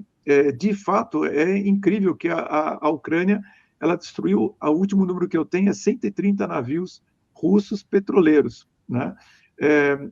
Que fazem parte, inclusive, dessa frota fantasma que eu mencionei, que levavam petróleo da Rússia enfim, para os países dispostos a pagar mais barato para ela, mas para o petróleo da Rússia. E a China saiu do acordo que ela havia feito com a Rússia, que faria eu não lembro agora se é um gasoduto ou um oleoduto. É um gasoduto. É um gasoduto da Sibéria até a China. E ela saiu desse acordo. Então, se a gente for encaminhar hoje para a situação visível, a gente vê um Putin fragilizado, porque você tem Moscou sendo bombardeado. Olha, esse bombardeio que a Ucrânia fez no centro logístico, do que seria o equivalente lá da Amazon deles, eu achei assim de uma inteligência estratégica enorme. Eu falei, você imagina hoje a população civil reclamando de que não consegue comprar mais os artigos que ela comprava online e tal. Isso é um negócio inacreditável. Mais a destruição de várias refinarias, fazendo com que a população civil não tenha gasolina. E agora, assim, deu para trás o acordo com a China. Como é que a gente pode dizer o que está acontecendo hoje? Quem está favorecido, quem está fragilizado? Porque a impressão que dá é todo mundo está perdendo. A Ucrânia está perdendo, a Rússia está perdendo, países europeus perdendo, os Estados Unidos também perdendo. Como é que você analisa, então, a situação atual da guerra, Rafael? Silvio, analiso, eu até escrevi no blog um artigo chamado O Jogo do Soma Zero, porque na minha visão, na minha leitura hoje, é muito complexo a gente ver um vencedor, sabe? E eu julgo que a estratégia da Rússia, que eu coloco a China como grande colaboradora, só não logrou sucesso por uma inação chinesa, né? Na minha leitura. Porque a guerra de desgaste, ela foi, na minha cabeça, ela é sem dúvida algo que foi feito. Mas havia, isso aqui, pessoal, eu não tenho provas, né? No campo das ideias, mas havia sim um alinhamento entre Rússia, Irã e China para abrirem frentes diferentes de combate para que os Estados Unidos se saturassem, né? Tanto em termos bélicos como em termos econômicos. Então, não à toa, a guerra começou em 2022. Em outubro de 23, houve um massacre do Hamas em Israel, onde Israel foi para a guerra. Só que Israel é patrocinado pelos Estados Unidos. Todos os mísseis antiaéreos, os Estados Unidos teve que parar de servir a Ucrânia para servir Israel. Então, começou a ter problemas dentro da logística norte-americana. E quando a gente vê isso tudo, e até é interessante, o Hamas está há quanto tempo em guerra com Israel, Silvio? Muito tempo. Desde 1948, né? Não tem... Exatamente. Então, agora eles conseguiram o plano de todas as falhas de defesa de Israel, alguém passou para eles. Não é possível. Porque só agora eles conseguiram fazer esse ataque. É verdade, é verdade. Sabiam onde atacar. É muito curioso. Se a gente começar a pensar, é muito curioso isso. E aí começou uma guerra no Oriente Médio, onde os Estados Unidos teve uma segunda frente para suprir. Só que uma terceira frente não ocorreu, né?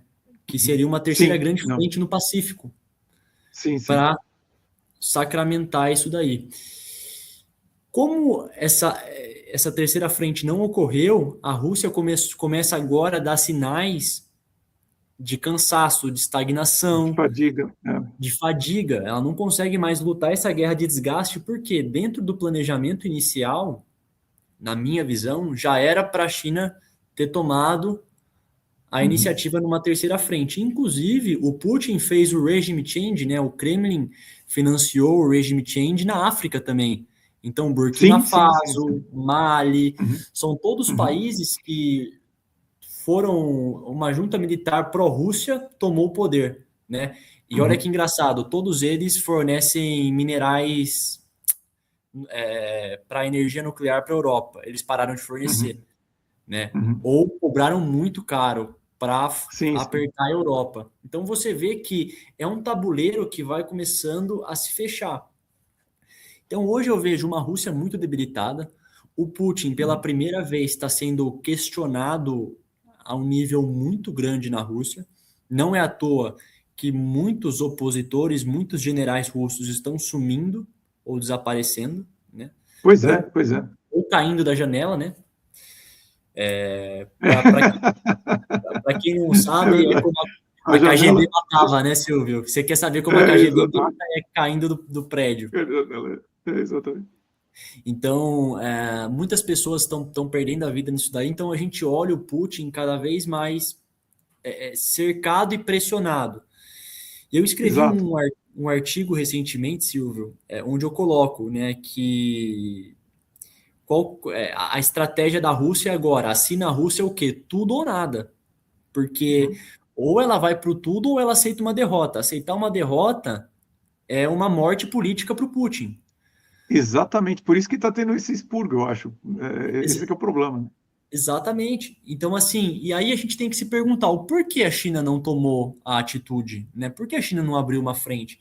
E aí, na minha leitura, eu não sei se você concorda comigo, porque a gente conversou tanto aquela hora lá, Silvio, a gente não conseguiu É chegar verdade. nesse papo, É verdade. mas a China escolheu o mercado, o dinheiro entrando, o bem da tua economia, do que abrir uma frente. Por quê? Ela já está num desaceleramento econômico, ela já está Uhum. desacelerando. Ela já Claro. está caindo, a pirâmide demográfica dela já está se invertendo. Tem muitos mais Exato. idosos do que gente nova. O Xi Jinping acabou de expurgar grande parte dos generais que eram contra ele. Verdade. Verdade. É.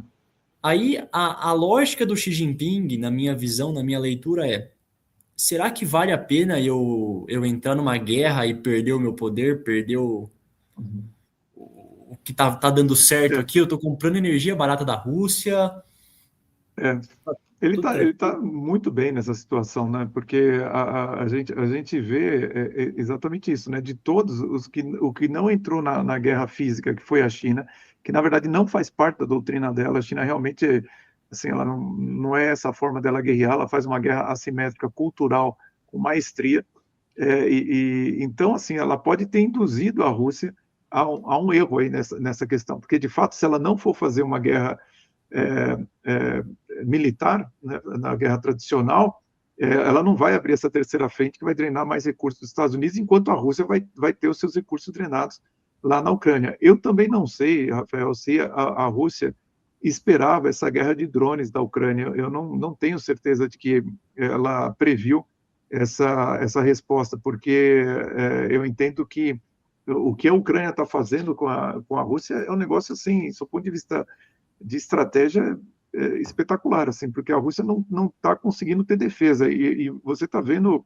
ataques acontecendo a 2.000 quilômetros da fronteira, o que significa dizer que a Rússia está totalmente desprotegida num território gigantesco desse. Então, é difícil imaginar realmente como que a Rússia vai sair dessa situação sem realmente fazer o que ela está fazendo até agora, impondo um massacre realmente em Kiev, enfim, fazendo uma série de coisas que ainda, de novo, não responde à nossa pergunta, né? Quer dizer, eles não estão usando ainda os armamentos mais sofisticados e decidindo a guerra de uma vez, ou seja, eles ainda estão insistindo nessa estratégia. Eu não sei quanto tempo o Putin aguenta politicamente situação interna, né? Da mesma forma que o Xi Jinping já se garantiu, mas o Putin eu não sei se vai realmente conseguir isso. E não sei também o quanto essa doutrina que o Marco Rubio começou agora, e o Scott Bessent declararam nessas 2 últimas semanas, não vai afetar, por exemplo, o fornecimento de dinheiro para a Rússia a partir da América Latina e mesmo para a China a partir do Brasil. Então, isso tudo está na balança, Rafael. Por isso que é tão complexo a gente pular em uma conclusão. Eu acho que realmente nesse momento está todo mundo perdendo, mas estão acontecendo coisas que eu não tenho tanta certeza assim que estava no script original. O que para mim é muito evidente é que, de fato, assim, o complexo bélico, tanto nos Estados Unidos, principalmente nos Estados Unidos, ele ganha com qualquer uma dessas situações que a gente está vivenciando. Eu tenho para mim assim que por trás disso tem toda essa questão financeira, onde realmente você vê um colapso do dólar, enfim, um colapso das moedas fiduciárias, onde o Trump fez uma jogada que, na minha opinião, é extremamente inteligente, porque a partir do momento que ele conseguiu o petróleo da Venezuela sendo refinado novamente nos Estados Unidos, e ele conseguindo fazer com que a China não receba petróleo do Irã, e agora você tem a questão dos Houthis ali querendo fechar o Mar Vermelho, ali, se não me Mar engano. Vermelho, Mar Vermelho, Mar isso. Vermelho. Então você vê, a China se vê obrigada a comprar petróleo dos Estados Unidos, entende? Então, isso faz com que, independente do que acontecer no sistema financeiro, vamos supor que eles queiram mudar o dólar para que seja para ouro, por exemplo, como base do sistema financeiro. Isso garante que os Estados Unidos vai ter equilíbrio na balança A paridade, né? comercial muito rapidamente, principalmente se eles conseguirem fazer o petróleo subir para $200. Então, assim, é um negócio assim, como é que eu vou dizer, bastante violento, né? Rude, até grosseiro, mas eficiente, vai resolver o problema dos Estados Unidos, entende? Acho que esse que é o ponto, né? Silvio, eu vou colocar até um contraponto aqui de algumas coisas que você falou, porque é muito interessante. Eu acho que o Putin, Moscou, o Kremlin não esperava uma guerra tão demorada, porque na cabeça deles já abriram diversas brechas para a China abrir essa Sim, terceira frente. O que deu tempo? Da Ucrânia estudar a guerra e desenvolver drones exato. capazes de furar o bloqueio russo e drones muito baratos, né? E você vê, e agora a Ucrânia vai vender drones para Emirados Árabes, para os países que vão se defender do Irã. Então, algumas coisas aí é que eu acho que eu, pelo menos, não vejo como que isso foi previsto. Quer dizer, a previsão de que a Ucrânia teria drones de longo alcance, ponto número um, que agora estão, inclusive, lançando mísseis não teleguiados, né? Então, você consegue hoje disparar mísseis não teleguiados por meio de drones. Segundo ponto, eu acho que os Estados Unidos não esperava que o Irã fosse fazer uma guerra total ali na região. Quer dizer, a partir do momento que o Irã respondeu disparando míssil para tudo quanto é direção, isso aí descontrola totalmente o cenário da guerra. Entende? Então, assim, é por isso que eu digo, quando eu olho a situação, eu acho que quem sai ganhando é o complexo militar americano.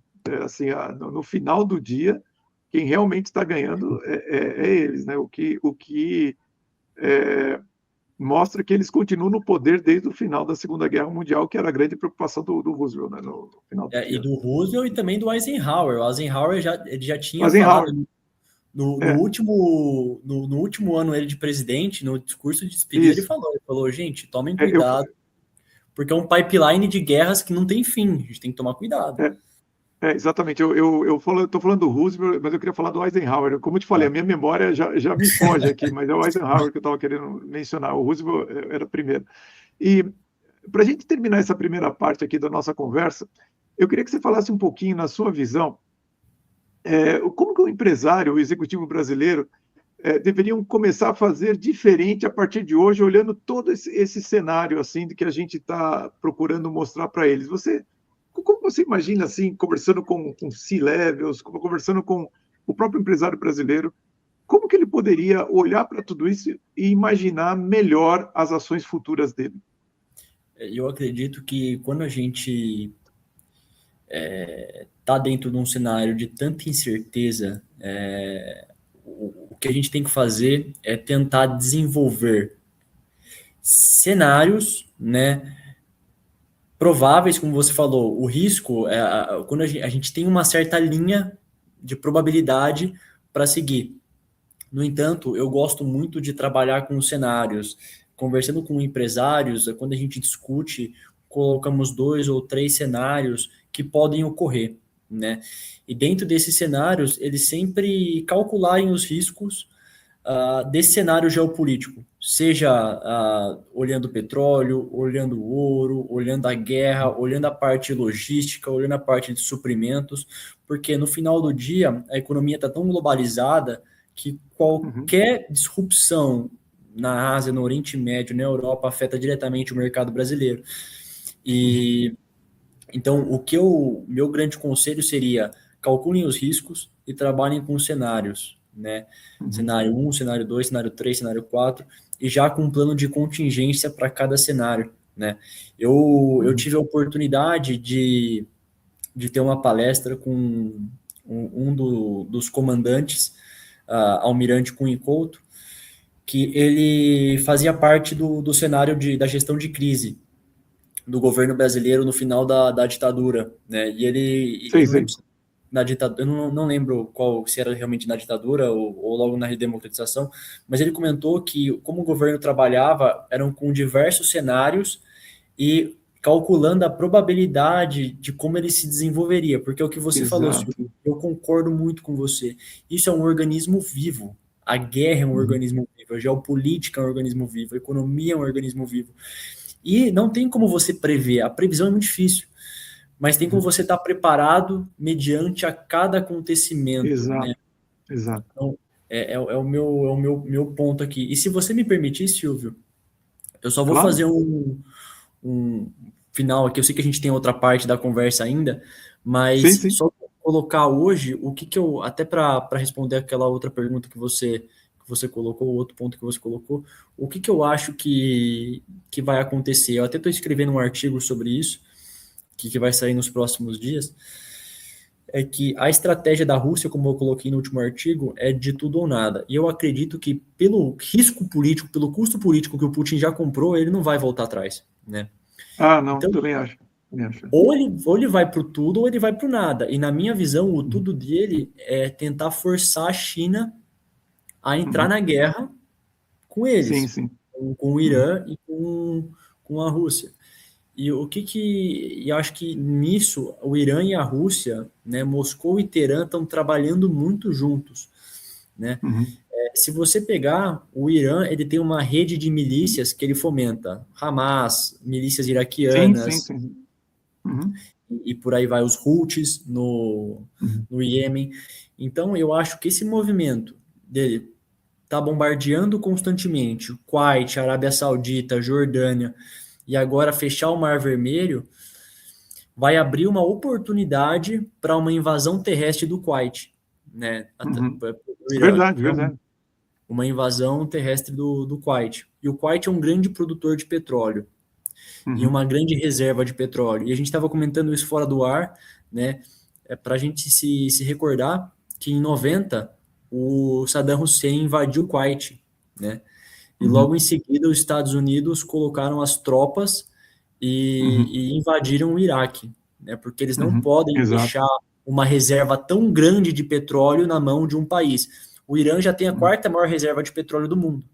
Imagina se ele pegar a nona maior reserva de petróleo do mundo, com as milícias iraquianas dominando grande parte dos poços de petróleo iraquianos. Então vai ser um poder muito grande dos iranianos. E aí os Estados Unidos vai ter que tomar uma decisão. E aí eu acho que se realmente esse movimento acontecer, vai colocar os Estados Unidos numa saia muito justa e o Trump vai ter que, na minha visão, ceder aos interesses e colocar tropas no terreno, né? Pode falar. Pode falar. Não, por favor, eu quero ouvir você. Não, só para finalizar, e aí isso pressiona quem, principalmente? Não só os Estados Unidos, mas a China. Então, a gente está falando que cerca de quase 30% do petróleo vai ficar retido entre o Mar Vermelho e o Estreito de Hormuz. Exato. O Irã vai invadir, se invadir, né? Pode invadir o Kuwait, pegando uma das maiores reservas de petróleo da região, junto com as milícias Uhum. iraquianas que já dominam os poços iraquianos. Isso vai pressionar a China a tomar uma atitude, porque a economia dela não Uhum. pode desacelerar mais do que está desacelerando. Então, É pode ser verdade. uma Uhum. jogada russo-iraniana para É. tentar trazer a China para a guerra. Pode ser, pode ser. Isso é uma bela observação, porque eu vejo da seguinte forma: bom, primeiro, isso que você falou é verdade. A gente não pode esquecer que o Putin ele tem uma mente revolucionária. E o revolucionário ele não sabe não atacar. Ele sempre vai fazer uma ação, um ataque, pode ser um ataque, no caso, físico, ou então uma guerra cultural, alguma coisa nesse sentido. É por isso que ele está tendo tanta dificuldade, porque a única forma de você combater uma mente revolucionária é justamente o ataque que a Ucrânia está fazendo com a Rússia. Eles não têm a estratégia de defesa, eles só têm estratégia de ataque. Por isso que eu penso que realmente ele não previu essa possibilidade que a Ucrânia está fazendo com maestria. Olhando do seu ponto de vista, para mim, do empresário brasileiro, o que mais me preocupa é que eu vejo ainda hoje empresários entusiasmadíssimos viajando para a China e comprando coisas lá e fechando acordos e tudo mais. E eu acho que está na hora do empresário brasileiro começar a ter um backup, uma ideia de backup de, olha, bom, e se não tiver a China fornecendo para você, o que você vai fazer? Porque o que eu sinto é que se acontecer isso que você está dizendo, quer dizer, olha, cortar a energia da China, ela é muito importadora de petróleo, ou se ela for obrigada a entrar em uma guerra, ou ainda, que é o terceiro cenário eu acho mais provável, ela entrar numa crise econômica de proporções históricas, eles vão ter problemas para fazer o fornecimento de mercadorias, de produtos aqui para o Brasil.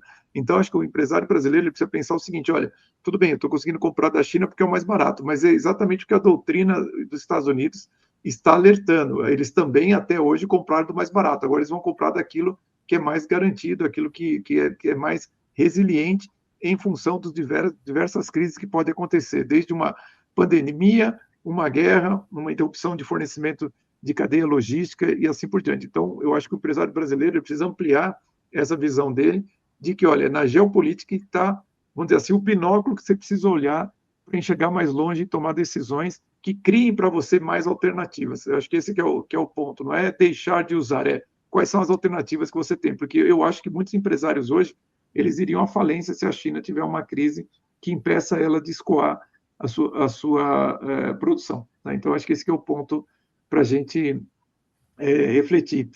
Rafael, eu fiquei muito preocupado com o seguinte apenas. Algum ponto relevante aqui que você gostaria de ter mencionado, eu acabei não perguntando, ou que você acha que é importante também a gente conversar? Não, cobrimos tudo que foi possível até o momento?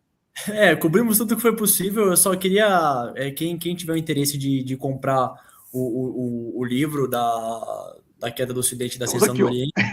Exato, É exato. esse aqui. Esse mesmo, Silvio. Porque eu acho que o Silvio falou bem, a gente tenta, dentro desse livro, dissecar, é que não vai dar tempo de passar tudo aqui, mas o principal, o macro grosso, a gente falou, mas dentro do livro, o Silvio pode falar melhor que eu, a gente disseca para a Síria, para a Líbia, para a África, Congo, todo mundo, Congo. Então, assim, a gente mostra realmente o quebra-cabeça sendo formado dentro dessa estratégia macro sino-russa, digamos assim, de tentativa de mudança de ordem mundial. Tá? Perfeito. E eu vi, Rafael, que o seu livro está na Amazon. Vou deixar um link aqui para o pessoal comprar na Amazon. Vou deixar também, se você me permite, o seu LinkedIn aqui para as pessoas Claro, que quiserem por tirar favor. dúvida com você.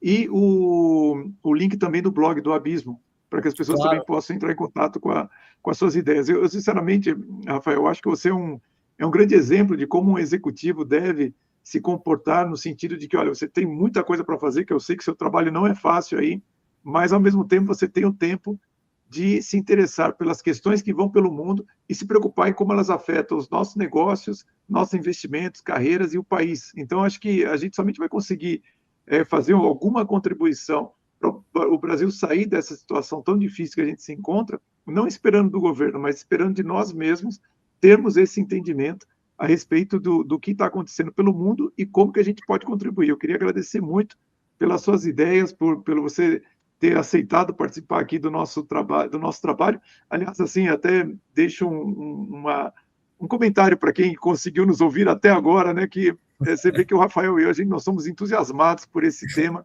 e eu sei que a maioria do nosso público olha isso e às vezes até boceja, né? Porque acha que, não, pô, mas o que isso tem a ver com a gente e tal?